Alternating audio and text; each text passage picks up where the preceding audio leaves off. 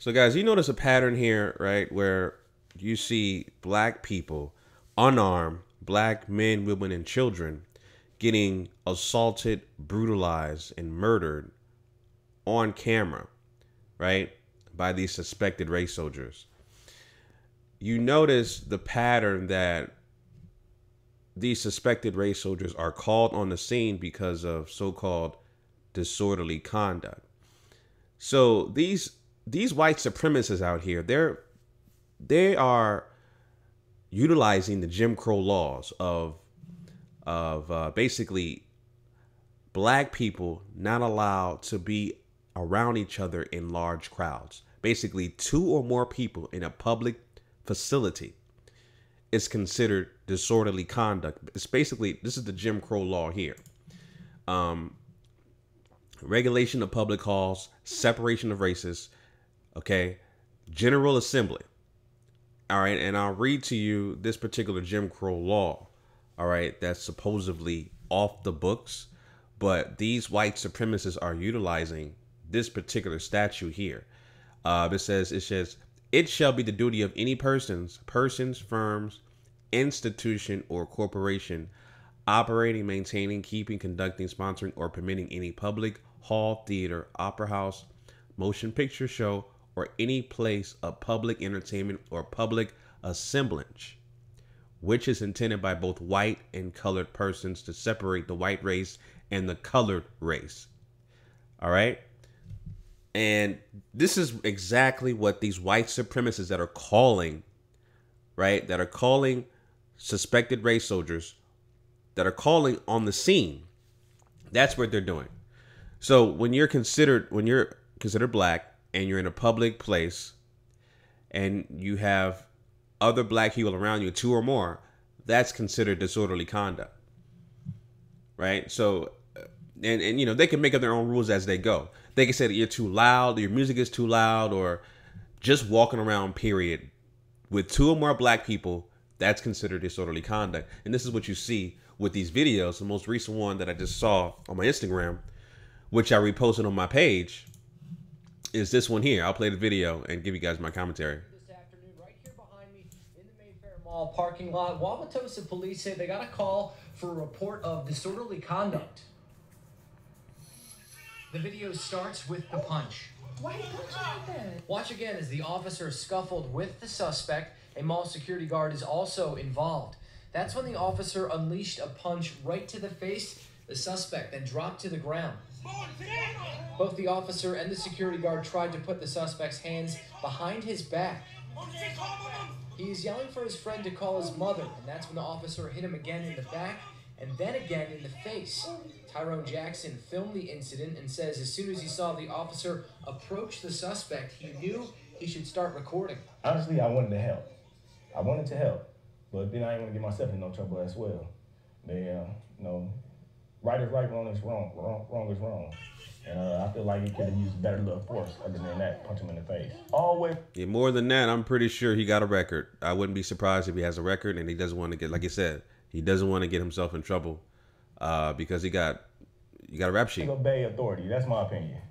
But when he's young and he feel like he ain't did nothing wrong, so he feel like I didn't have to talk to you, and he had that right. And the officer felt different. And you know, yes, he was resisting, but a punch to the face to a young man is totally different. So Tim, what are police saying about this? Joyce, police told us earlier that what you saw in that video right there is only a small fraction of what happened between that suspect and the police officer. That suspect, by the way, was arrested. He is 17 years old. He is charged with battery, resisting an officer, and disorderly conduct. Yeah, those are the typical charges you get. Disorderly conduct, resisting arrest. It's always stop resisting when there's like 45,000 race soldiers on your back, right? And they always say stop resisting. That is so ridiculous, utterly ridiculous. It's just crazy how these damn race soldiers are saying stop resisting when there's 45,000 of you damn guys on top of this black teenager. 2 of you guys talking about stop resisting. 2 or more race soldiers saying stop resisting. Right? It's crazy. But yeah, those are the typical charges that you hear: disorderly conduct, resisting arrest, stuff like that. It's happened, just like those Waffle House incidents with black people.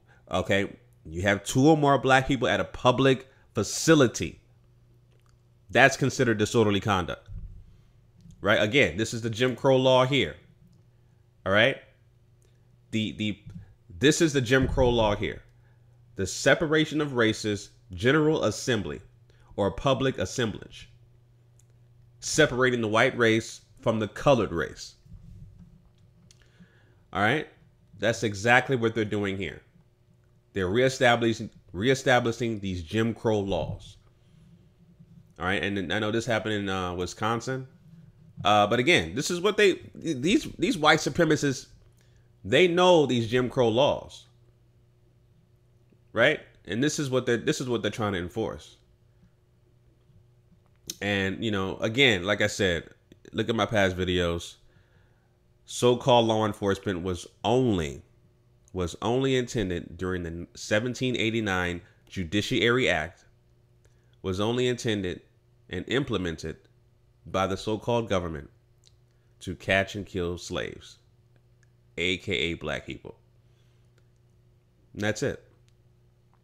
That is it. And so now, and it always has been, race soldiers, law enforcement, they're amongst the biggest terrorists on the face of the planet. Hands down.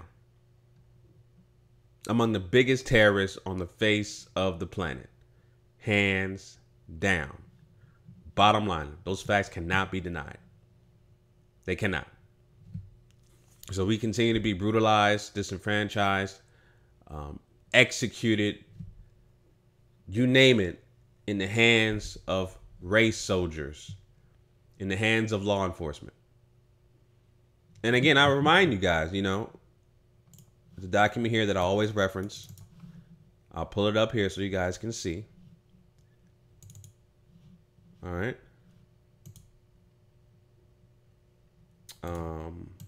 Well, the document I'm referencing, I can't pull it up now, but the document I'm referencing is the National Advisory Commission on Civil Disorders from 1967. And the conclusion that they found, all right, was this is our basic conclusion. Our nation is moving towards 2 societies, one black, one white, separate and unequal. This is during the 1960s where they had a lot of uprisings in communities populated by black people or colored races. And they did a study. At the time, President Lyndon B. Johnson wanted to find out what was going on and what the root cause was. And the root cause was white supremacy, white racism, according to their words. And most of the people who did this study, right, who did the study during this time were white. Okay, so this is what we live in right now.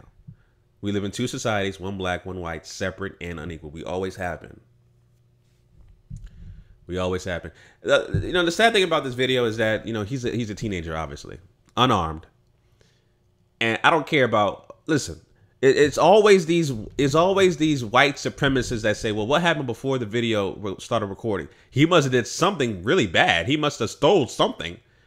I don't care what he did. It doesn't matter because nobody deserves to get punched in the face. Nobody deserves to get shot because you have a cell phone. Again, you got psychopath white supremacists like Dylan Roof who goes around, shoots up black people who just were praying, literally praying at a church. And he gets arrested peacefully and taken to Burger King. Right? You got guys like Nicholas Cruz who shoots up random people at a privileged, affluent community in Parkland, Florida, and gets arrested peacefully. But yet, when you go around in public places and you're classified as black with 2 or more black people, that's considered disorderly conduct. You get arrested and assaulted, brutalized, right? And charged with disorderly conduct, resisting arrest, etc., etc. That's what you get. You see that? That's what I'm talking about. See, don't get confused about, and I'm gonna end this video with this. Don't get confused again. I said this before. Don't get confused about, oh, well, you know, there's so many black people that are getting millions of dollars, and there's a successful black people, and Chauncey, you're successful, you got a big house. Don't get confused by individual success, because it means absolutely nothing in the collective scheme of things. Collectively, black people as a group are still the bottom of the totem pole. That's why we get treated the way we treat it. That's why these white supremacists continue to enforce these Jim Crow laws. Okay? Public assemblage. Not being able to be around 2 or more black people in a public facility. That's considered disorderly conduct. So it doesn't matter. Your individual success, you're still classified as black, and that's all they see you as, black, and you will be subjugated to the same exact treatment. Bottom line. All right? So again, family, you know, with this video, it's the same pattern. They're going to do some kind of investigation. The end game family is collectively black people got to understand that this is going to continue to happen until we replace this system that we live in today, a white supremacy, with the system of justice. And that is basically having our own everything from all 9 areas of activity. All right. Economics, entertainment, labor law, politics, religion, sex, and war. Owning and controlling all of those industries and the infrastructure is the only way this will stop happening. Bottom line. That is justice. All right. So anyway, those are my thoughts on that, family. Leave your comments down below about this story. Let me know what you guys think. All right. Make sure you follow me on social media at GMOGMediaTV. All links will be down below in the description. If you're new to the channel, please subscribe and hit that bell notification icon. I gotta get 6K subscribers, guys. Help me out here.